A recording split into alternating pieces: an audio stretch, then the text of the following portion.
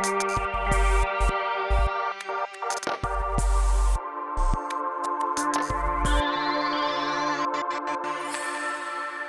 I'd like to introduce our speaker. Dr. Leslie Kemp Poole is an award-winning writer and historian. She's a fourth-generation Floridian and is an associate professor of environmental studies at Rollins College in Winter Park, Florida. She received her PhD in history from the University of Florida in 2012. Her articles have been published in a number of academic journals, and she has written numerous books, one of which is called Tracing Florida Journeys, Explorers, Travelers, and Landscapes, Then and Now. This is where you can read about John James Audubon and his visits to Florida, which is Dr. Poole's topic today. So let us give a warm welcome to Dr. Poole.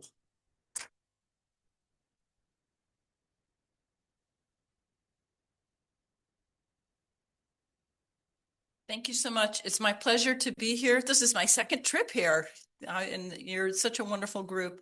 I am going to probably talk too fast because I can talk about Audubon all day long, but I'm going to give you the highlights of his trip when he came to Florida in 1831 and 1832. And I'm going to highlight a lot of what happened in your neighborhood because he spent a lot of time in St. John's and Volusia County too. So let's begin. So Audubon, by the time he came to Florida, had styled himself as the American woodsman. Take a look at the outfit. He went to England dressed like this, the long hair, the leather coat, and he had created this persona for himself. He hadn't really started out that way at all. He was born in Haiti and lived in upstate New York and had tried many different careers. But by the 1830s, he had found his life's work. And what he wanted to do was draw pictures and publish them of all of the North American birds. This was his grand scheme. But back then you didn't publish a book and then sell it. Instead, you sold subscriptions and then to big donors, and then you went and made the book, and then they got their book as part of their subscription. So he had been to England in this outfit and had been getting big donors from the British to supplement and support his trip to Florida. He was missing a lot of birds, and so he was expecting big things out of Florida, big, showy, wading birds. And so he wasn't really happy when he first arrived. I want to mention who he brought with him. Henry Ward came along with him to skin the birds that he shot, and so that they could create poses, so that's how Audubon made his drawings. Remember, he didn't have telescopic lenses or big cameras or anything, so they killed birds, which seems counterintuitive to what we think about Audubon today, and then they would pose them with wires, and from that Audubon would do his drawings. He also brought along with him George Lehman, who painted the background images on a lot of his pictures. So if you get a chance to see some Audubon prints, and the Museum of Arts and Sciences had a huge exhibition of it a year ago, it's really important. Take some time and look at the background, because a lot of them are really intricate pictures of places that you can still find in Florida. Now, one of them had mountains. That was wrong. But for the most part, they're very accurate as well. He also had his Newfoundland dog, Plato, who came along with them. So this was the basic Audubon entourage as they came into Florida. And they start off in St. Augustine. This is a picture of a green shank, and you may recognize the background. Yeah, the Castillo and St. Augustine. There's been a lot of debate over Audubon because everyone said green shanks don't come to Florida, but since then they have found one in a collection, so he's been kind of, redeemed as well. But so they start out in St. Augustine, which Audubon just thought was pretty much a hellhole. He said, it's a nasty little town. There's people who fish. The streets are dirty. There's lots of bugs. I mean, he was really not happy with St. Augustine at all. And he was deeply disappointed when he went on the St. Johns River looking for birds as well, because he had read William Bartram, and which I have talked about before. I'm not sure if I talked about him here, but Bartram's one of my favorite characters. He was a colonial naturalist who had come through Florida in the 1770s. Bartram was ecstatic about Florida, and he wrote beautiful things and was very romantic. But as Audubon noted, I'm not seeing all these things that support Mr. Bartram's flowery sayings here, and I'm getting eaten alive by bugs, and I'm not finding the birds. They just had different missions. Bartram was here to collect and see, and Audubon was very specific as to what he was looking for. He had a job. It tells us that that Audubon was aware of Bartram, but not enthused about what he was initially finding on the St. Johns River.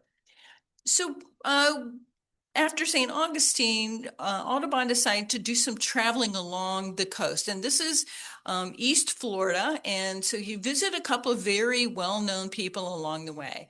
General Marion Hernandez owned several properties that are in what was once what we called East Florida. He had some big plantations, and Audubon went to stay with him. That was the typical kind of hospitality you could expect, but Hernandez didn't like him at all.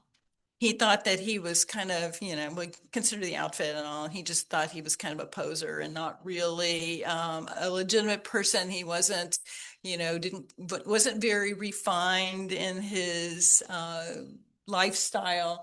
And so it was a short visit. Let me just say, they were there at Christmas time, but it was a very short visit. So Audubon soon, and I want to mention too, that you can still go back to some of Hernandez's plantation sites that are still ruins along the way in mostly like along US 1 and A1A.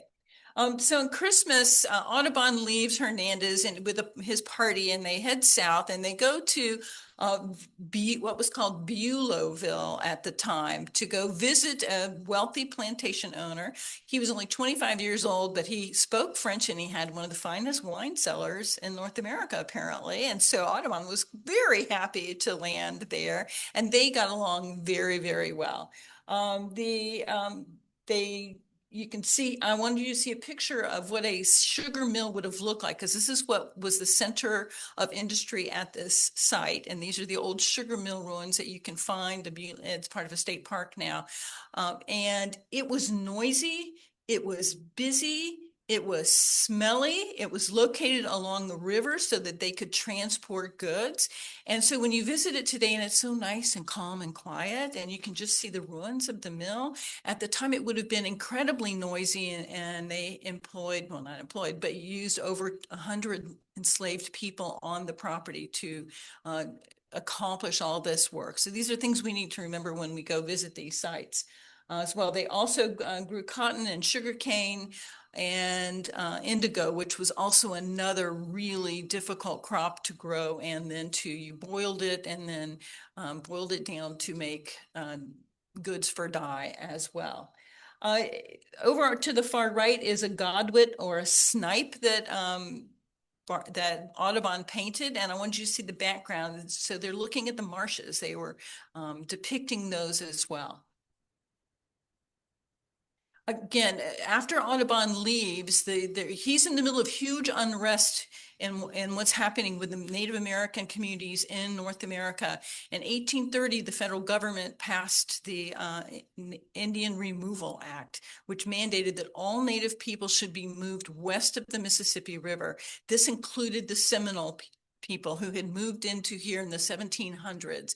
And so Florida experienced 3 different Seminole wars, and Audubon was here during the unrest, but not necessarily during the big war. But the sugar plantation was burned down by Seminoles eventually in one of the conflicts as well. And again, here's just a picture of the ruins that you might see today up in the Flagler Beach area. From there, Audubon wandered down to visit Colonel Reese, who lived in a plantation that is now partly De Leon Springs State Park. He was fascinated by the large spring he saw there. He and Reese got along great. They went on a one-day trip down the Spring Run, which is now part of Lake Woodruff National Wildlife Refuge, all the way to the St. Johns River, and had a picnic on an island right along the edge of the St. Johns River. And they had wine, they had fruit, and Reese declared that this forever would be now known as Audubon Isle, which is interesting because it's entirely possible that this is a site that Bartram had camped on and wrote about when he had had this horrible encounter with alligators. And he called it Battle Lagoon because he had seen so many alligators and they were fighting each other and then fighting him as well. So here we have Bartram and Audubon possibly shifting space. Despite whatever Reese said, the name Audubon Isle did not stick, and there is no official Audubon Isle today. So this is a lot of speculation, but it's pretty good, speculation too. And that's a picture of what they call the Isle. It's really like a 4-foot rise along this edge of the St. Johns River as well. Disappointed in North Florida, Audubon heads back to Charleston, which had been a stopping point on the way down, and then manages to get a ride on a Navy cutter called the Marion. And now his great journey is really about to happen, because when he gets into South Florida, now he starts to find his nirvana. The Keys, Dry Tortugas, these become the places where he finds new birds. As a matter of fact, while he was in Florida, Audubon drew 52 birds that were new to him while he was here. And this is what he was looking for. So now, I don't know if he's forgiven Bartram, but he's moved on and found his own place in the world. One of the places that he stopped was Indian Key. Have any of you been to Indian Key? No, it's a state historic park, but it's only accessible by boat now. And at the time, Monroe and Dade counties had just been split apart, and Indian Key was the capital, or the county seat of Dade County, believe it or not. It had been founded mostly by wreckers who would go out and make a business off of scavenging off of wrecked ships. Dr. Henry Perrine, who was a botanist, came there and was growing, testing different plants from around the world to see what would live there. And Audubon comes and visits. This is a picture of a booby gannet, and if you can barely see in the background, that's Indian Key that is painted in the background as well. And I gave you a little idea of place marker about where it is. So it's about halfway down the Keys. Audubon was thrilled here. He managed to take several boat rides out into what is now known as Florida Bay, which is part of Everglades National Park. He shot a lot of birds. I have to say, they also ate them, but he, to find the perfect specimen from which to make his drawings. And while that seems so wrong to us today, at the time, he just thought that they seemed limitless. There didn't seem to be any problem with the numbers of them. Later on, there would be problems because of the plume hunters who were killing these birds for their plumes. But for Audubon, he was doing this for his science and his art as well. Oh, there we go. Oop, sorry. So as I was doing this book, the main theme of it was to look at the historical accounts and then to go back and revisit these sites. And I was lucky enough to spend a February day on Indian Key with Jerry and Linda Lawrence. Jerry just retired as the chief science officer in the Florida Keys for the Audubon Society. And boy, he knows his birds. He and Linda took us out on a boat. I had a photographer friend with me. And then we also walked around Indian Key, which still has street signs. No houses, but street signs. And you can see some ruins and some grave markers. And then you can see some of these exotic agave plants that Dr. Perrine had brought to the island that are still alive. They're these remnants of ideas of bringing in non-native plants as well. But while we were there, Jerry and I had a long talk about Audubon, and he said to me, he goes, look, I know he killed a lot of birds and all, but his drawings made us love birds, right? This is what taught the world about Florida birds. And when the plume hunting started in the late 1800s and was really decimating thousands and thousands of birds a year, the activists who wanted to try to stop this slaughter chose the name Audubon for their societies as a way to get people to think about birds and the beauty of birds and trying to save them as well. So it's an interesting story, and we don't want to deny what Audubon did, but what he did versus the plume hunters was really minimal as well. And I do think he has made us love birds today as well. There's some of the street markers you can see and a sign that welcomes you onto the island. It's kind of this very weird ghost town that you can go visit.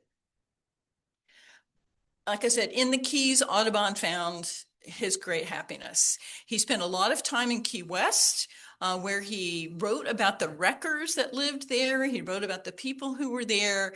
He went out on many birding expeditions. If you go to Key West and visit the Audubon house, you should know he never stayed there. He was never in that house, but it's dedicated to him and has some of his prints as well. He may have used a branch from a Geiger tree in the backyard to use as a background for one of his bird pictures, but we don't believe he ever actually stayed there. His great happiness was when he got to Dry Tortugas, which is not an easy trip to get to, and it's a national park. It's about 68 miles west of Key West, and you can get there by boat or by seaplane. But once you're there, it's a series of small islands. It was called the Dry Tortugas. Tortugas for turtles, because it looked like turtle mounds, and dry because sailors needed to know there was no fresh water there. So that's how they got that name. But while he was there, Audubon just was ecstatic. The fort that now exists there was not there when he visited, but the birds still nest in huge numbers there. And he said that he felt like there were so many terns and birds nesting there. He felt like there were enough they could pick him up and carry him.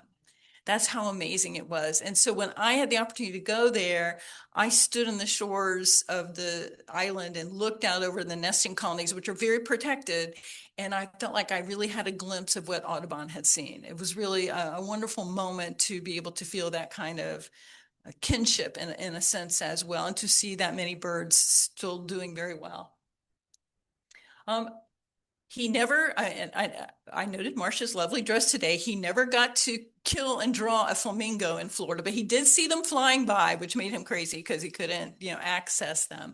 But he did see roseate spoonbills, great white herons. Key West is in the background of the great white herons. And at the Audubon house, you can see some of the prints that that resulted from his trips here as well. Again, this is the Audubon house. This is the plants and the white-crowned pigeon that he drew using plants probably from that backyard garden. Again, so this is a scene, we flew in and you can see the birds and the bird life. The photos do not capture the thousands and thousands of birds that were there and the noise that they made. It was really amazing.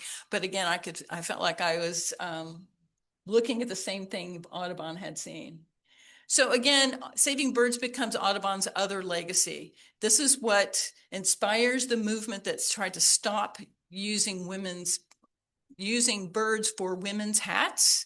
As you can see here, it was common practice. It was quite the style.